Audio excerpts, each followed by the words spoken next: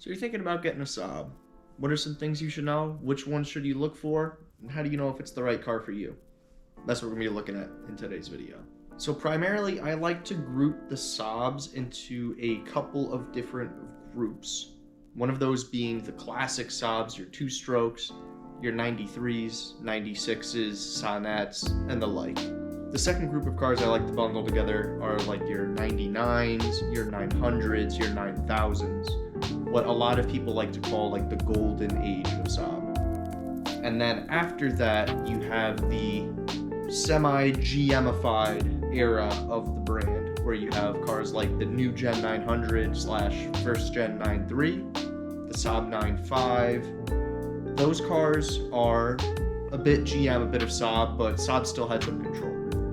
Now, the last set of cars we have to look at are the pretty much full integration of GM generation of cars. So you have the new Gen 93, the new Gen 95, and then you have the 94X. And there's a couple of weird ones in there also, as well as the 92X, which is a collaboration with Subaru, and you have the 97X, which is a collaboration with Chevy with the Trailblazer. If you've never owned a Saab before, I would recommend a great place to start out for your first Saab would be the weird in-between generation. So the mid-90s to early 2000s for a 9.3 or new Gen 900 with the 2.0 or the 2.3 if you're a cool guy and you got a Vigan, come on. Or that same year up till around 2008, any of the 9.5s. Those will also have the 2-liter or the 2.3 if you go for an Aero or a 2.3 high output turbo. I would avoid V6 9.5s. Those have not been the most reliable of things.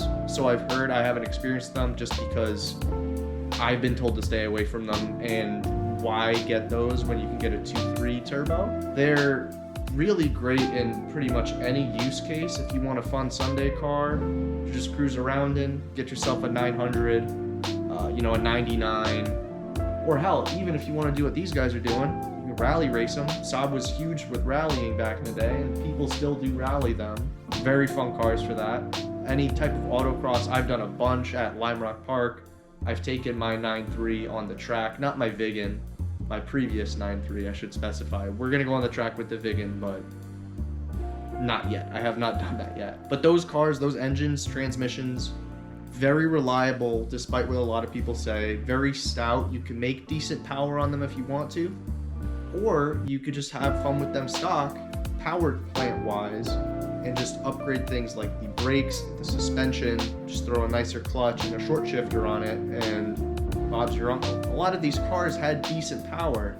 I'm talking like 220, 230, 240 horsepower from factory, which a lot of cars nowadays, like your Econobox, will make more than that. But at the time, and even still today, if you're just getting into any sort of motorsport or any sort of spirited driving, I feel like that's a perfect amount of power. The turbos on them hit pretty low, unless you get one of the high output turbos. I feel like those are kind of more old school in the sense of where the power is built more up top than down low. Parts are still readily available for the most part. There's a few weird things that you won't be able to get new or OEM parts for, but that's what a lot of parts suppliers and third-party people do, is they'll salvage cars and scrap them out, and you could pick up cars. Community integration is a big thing with the Saab community. You want to get familiar with your local Saab Facebook groups. There's a few around, at least particularly up here in New York, upstate New York. We have the Northeast Saabs, or Saabs of New England. Those are a couple of groups that I'm a part of that there's a lot of people there that are more than willing to help you out if you wanted to, be a part of this community, or you're looking for parts, tuning, any sort of advice. People there are more than willing to help out. But yeah, if you just want, an interesting car that it's still pretty cheap right now, you can still get them pretty cheap, but you'll always run into people out there that are like, I had one of those years ago. I had one of those cars. I had a Saab ages ago. And all of them, without a doubt, and I've never run into someone, whenever they said, oh, I used to have one of those back in the day. I had a Saab back in the day. They all end it with, I wish I never got rid of it. and they really are something special. They do not drive like anything else out there in the road. If you have an opportunity, not even if you're not even looking to buy one, if you have the opportunity to drive a Saab, I highly recommend it. And without a shadow in the doubt, it is never, my Vigan is never leaving my possession. Mark my words. That is going nowhere. That has been a dream car of mine since I was a kid.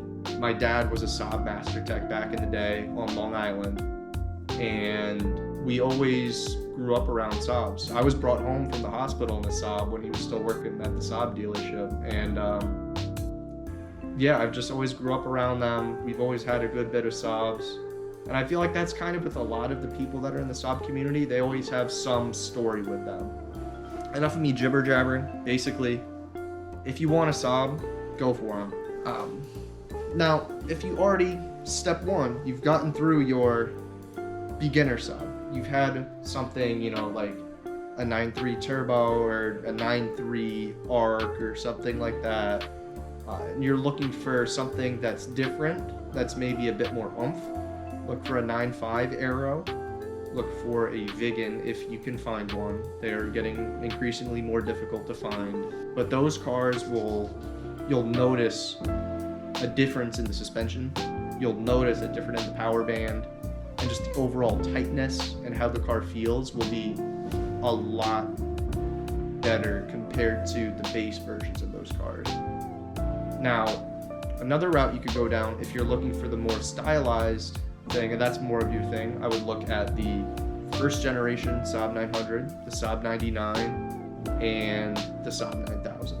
I feel like those cars are real gems, real hidden gems. Specifically 900 turbos, 9000 Aeros, 99 EMS, 99 turbo. They're stunning cars. There is legitimately nothing else out on the road that looks like those three cars. Now, those cars, specifically the classics, those are going to be a lot more difficult to find things for compared to the later GM cars, because it was all manufactured and done through Saab, as opposed to having the backing of a major auto company. Saab was big, but they weren't GM big. So their distribution and their supply of parts was definitely less than what it was later in Saab's history. So that's where you're going to want to utilize a lot of Facebook groups, Marketplace, eBay. You're probably not going to be able to find most things new. And if you can, it's going to be very difficult, to find new stuff. But like weird trinket shit, that's going to be a bit of a fucking problem. I'm not going to sugarcoat it. And the 900's engine, the 9000, or not the 9000, I take that back. The 999s, if it's anything like Jake over at Auto Autopsy, I've seen from him and from other people, you're going to be fighting things with that for a while. When it comes to little leaks, little things, just because of the age of the car. It's not inherently the design of them. When they were new, from what my dad has told me, he worked on old 900s all the time back as a master tech. They were good cars back when they were 5-10 years old, and you know, you'd have a few leaks here and there, but these cars are now, they're pushing almost 50-60 years old. So they are going to leak. There will be things wrong with that, and that's just something you have to be comfortable with. You can't expect it, unless you're getting a museum grade piece, obviously. You just have to be comfortable with fixing these on your own, or if you take it to a shop, make sure you're taking it to a Saab specific specialty shop. I can't stress that enough. You will lose a lot of money on these cars if you don't do it yourself for a lot of this, or you don't go to a shop that is knowledgeable on Saabs. A lot of this stuff is weird. The 900's engine is mounted backwards, has an output shaft that goes out, down, and then into a transmission that shoots the power back into a... It's weird. So most people don't know how to get around that stuff. I'm not trying to discourage you from buying a classic Saab. Not by any stretch. They are great cars. They are amazing cars. Just be careful. That's all I'm saying. Watch out for rust. Specifically because most cars are up here in the Northeast are rotted pieces of junk. So you could get one of those and rag on it for a daily, but not ideal. I did that for a while, and yeah, eventually the rot will catch up to you. The rot will catch up to you. Now, if you're very keen on the newest generation of cars, specifically talking about the GM generation of 9.3, 9.5, 9.4, I have a bit of experience in proxy to my brother's car. He had a 2006 9.3 Aero Sport Combi. So those would be the ones specifically I would look for. A Combi if you can, I mean, if it's really your style. I love the wagons, so 9.5 wagons, the estates, sport combis. You're gonna wanna find one of those. Stick if you can. It's a bit more robust. Aeros specifically with the 2.8. Those cars are a blast with factory power, even just a mild flash. My brother did a whole turbo upgrade and all this stuff, and he was pushing into the 400 or 500 horsepower, and that thing was pretty nuts. But with those cars, with just a sticky tire, some good brakes, and a little bit of suspension tweaking, amazing cars for a beginner track car. And parts are still very, very accessible for those, so I do like that. My only drawback with those is I'm not so much of a fan of the interior and the styling of those compared to the earlier cars. Now that's completely up to you, that's preference. I have a lot of a sentimental attachment with the older ones, but the new cars are great. You just will notice a lot more of that sort of like GM plasticiness on the inside compared to the older ones, where it was still plastic in spots, but like, I don't know, the feel, it's weird. It didn't feel as like creaky or plastic everything compared to the GM ones. 9.7s, if you can find a 9.7X Aero with a LS from the Corvettes at the time, yeah, they're pretty gangster. I like them. Don't get those as a daily though. Like if you're getting a 9.7X Aero, that's a fun car. It makes no sense.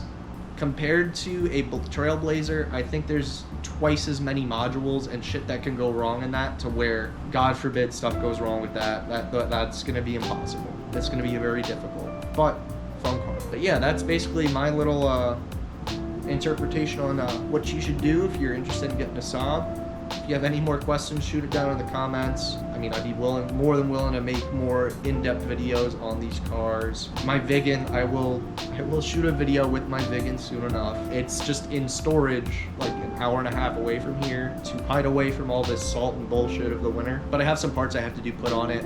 I have my new BBSs for it, so I gotta get tires for those. So I'll show you through me putting a bunch of stuff on and going over the car. Yeah, if you want to see more of this, remember to comment, like, subscribe, share this around to your friends if anyone is curious about Saabs, or if you know anyone that's interested in getting one, maybe this video could help them. If you send it to them, much appreciated. All right, bye-bye.